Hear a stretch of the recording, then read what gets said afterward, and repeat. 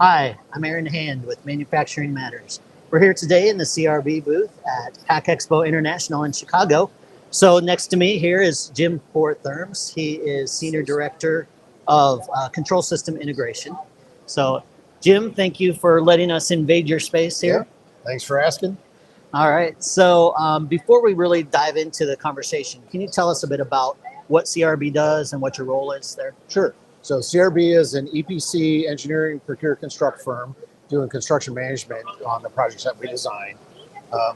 My specific role is control system integration, so delivering the controls, instrumentation, network design, OT cybersecurity for the process. So we work with a lot of the manufacturers on what they're providing from a control system standpoint, or if we are doing all the programming ourselves on a process. So that's what my team does. And CRB is a full engineering firm, so mechanical, process, electrical, the whole works. Okay, great. So just as a little bit of background, I've always had thought very well of CRB in terms of their thought leadership. And a lot of that thought leadership comes out of their series of reports called Horizons. They do some food and beverage, some life sciences, Yep. right? Yes. And so much of what we'll be talking about today kind of comes from that food and beverage, the latest food and beverage Horizons report, which is focused on the digital age of food manufacturing, right? Yep. So from my perspective, having covered several different industries through my career, it's always seemed to me, especially if you compare it to like automotive, that the food industry is a bit of a laggard in terms of automation and digitalization. It seems like from your latest report that is not necessarily the case anymore. Can you kind of give us some perspective on how the industry has evolved in terms of their approach to automation? Sure. So with a little bit back on the Horizons report, with the Horizons report, that's actually a survey that we send out to clients and people in the industry. It's not just what CRB thinks is happening. We actually get feedback and input from all our clients. And the report you're referencing, the Digital Age of Manufacturing, is a report that had over 300 respondents to our questions from everywhere from the C-suite down to the manufacturing floor. So we get a lot of good input at varying levels of revenue companies as well. So a big part of that with moving forward is food companies especially are looking at how do they automate. You know, it's getting harder and harder to hire and retain people. So that's a big part of what they're doing today and how they're catching up with, like you say, the automotive. Automotive has been very forward thinking on lines and automation and robotics and stuff. And the food industry is going that way. The more they can do with taking away the redundant tasks of an operator enhances the operator's role. It also cuts down on potential injuries, repeat work, can cause some strain and things like that. So a big part of that and where they're moving forward with is because of that. And they're realizing to be relevant with other manufacturing and hiring situations, they need to take that step. Okay. Relevant in terms of trying to attract new talent to the factory? Trying to attract and hire that new talent and things, yes. Okay. So I do want to back up a bit again, too, to kind of talk. I lump together automation and digitalization. Yeah. So I don't necessarily think of those things as the same thing. Let's talk about, if somebody is approaching their digitalization journey, what is it that we're actually talking about? So the digitalization journey is really about tying the plant together. A lot of facilities are islands of automation today. Each skid has its own controls. They don't talk to each other. You don't collect data off of that. When you go to digitization or digitalization, you're starting to tie those into a greater network. Then you can start collecting data from those. And with that data, then you can start making smart manufacturing decisions. You can look at where's your bottleneck, what's holding me up, where am I having issues at? And then use that data to make informed decisions on what you want to do as you enhance or spend capital and things like that. Okay. So there's definitely a difference. Automation is just getting it up and running automatically. The digitization is tying it together and collecting that data. So. Okay. So I know you've touched on several different things, but I'd like to get a little bit more into some of the benefits that you get from that digitalization, what you're seeing from your customers. Sure. So the big benefits we see are increased productivity. When you have the automation, it's consistent, so you're also improving your quality. every time that product goes out the door, if the automation is doing it, it's the exact same every time. If they have human factor, even though they're following the same recipe or something, it may change a little bit just based on how the person's working that day. Right. So that's a big part of that when you go down that road. Okay. So that repeatability, consistency. Yep. No, and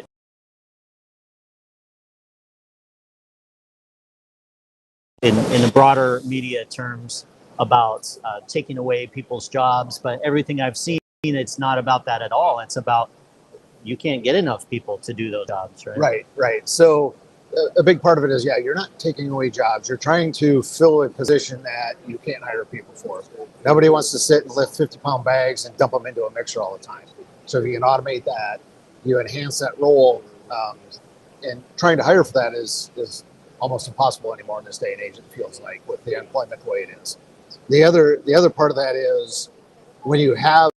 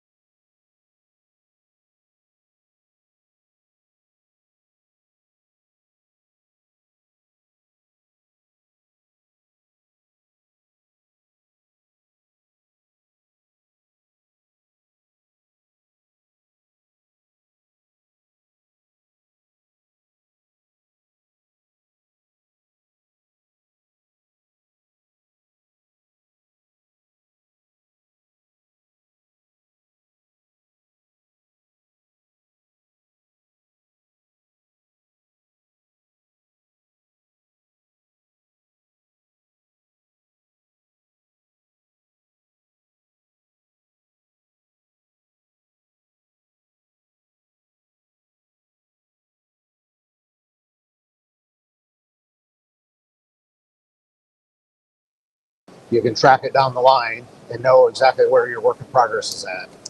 That's a big benefit we see. And then having the data and being able to capitalize on that data and utilize it to make more informed manufacturing decisions. There's a lot of industry knowledge that's just in people's head about, we need to do this because we know in 3 months we're going to need the inventory. Whereas if you collect the data, you can see where the inventory is at and start saying, okay, if I have to maximize my inventory at this point, I need to ramp up production 3 months before, versus you just knowing that because you've worked there for a long time. Right. So being able to use data is a big thing. And so let's talk more about that data, because I think so often what people refer to as big data is just overwhelming data. Absolutely. And that we know these manufacturers are gathering so much data from their system. How much are you seeing their ability improve to actually make use of that data and make it actionable? So there is a lot of data collection that goes on that never gets used. People have data to have data. They don't know how to utilize it. If you're going to go down the road of doing a lot of the data collection, what you really need to do is get a philosophy in place of how you're going to utilize the data, how you're going to collect the data, what it means to different parts of the organization. Operations has one need, finance has another need, maintenance has a third need. So looking at and developing a philosophy and plan of how you want to do that before you just go, oh, let's go collect a bunch of data. Right. That's the way to maximize the use of that data. It's just going out and collecting data. You're not having a plan to utilize that data. Doesn't help you a lot. You really need to sit down and figure it out. Work with somebody that has kind of a consulting side that can help you visualize what to do with that data once you collect it. But it's a process of interviewing, like I say, the different parts of the organization and what data is important to you and things like that. So okay. Really building a plan is what makes a difference that we've seen. Because the quality of your data is going to make a huge difference in terms of if you want to do any sort of digital twins or process simulation or artificial intelligence, that you stick bad data in there and you're just going to get to bad answers faster, right? Bad data in is bad data out. Yeah, right. Exactly. Yep. So what are you guys doing in the way of process simulation? So we do a fair amount of process simulation on the development side of the control so that we can use it for the user acceptance testing to make sure that the plant functions the way operations thinks it should. It allows us check interlocking. go through the whole startup shutdown sequences, and then also use it for operator training. If we have the information and build a full true digital twin, we can also use it for simulation of process changes before you actually make them on the plant floor. Okay. Say I want to go change out this piece of equipment for a different one. I can do that in the simulation digital twin model and test against it, make sure we're going to get the throughput, capacity, whatever reason we're changing it out for, and prove that out before you go buy that machine and install it. Because if you buy the machine and install it, it doesn't do what you wanted it to do. You just wasted a bunch of money, potentially. So that's where the digital twins are really nice. And then ongoing operator training as your workforce changes and you bring on more people, being able to use that for operator training is a nice piece. Okay. So we're not just talking about a greenfield facility that you're building. It's ongoing. It's ongoing, yeah. Yep. You could go into an existing facility, build a digital twin, and use it just for training if you wanted to, or potential performance upgrades and enhancements. Okay. So one thing I wanted to touch on also is, we get all these buzzwords, especially related to digitalization. I think we heard so much about Industry 4.0. It's become more standard now, but for a while there, everybody was slapping Industry 4.0 stickers on their products, and you think, well, what's actually different? And I feel like that's where we're at with artificial intelligence right now, so especially generative AI. Mm-hmm. How is the industry, are they actually making use of artificial intelligence in productive ways? Is that anywhere near? It depends a little bit on how you define artificial intelligence. Okay. It's just like you said in this report, I know everybody was calling it that, but until you work with your client to define what it means to them, you can't really say, are we using it or not? There's so many different definitions of artificial intelligence today, and what goes into it and what doesn't. A lot of artificial intelligence is really advanced analytics.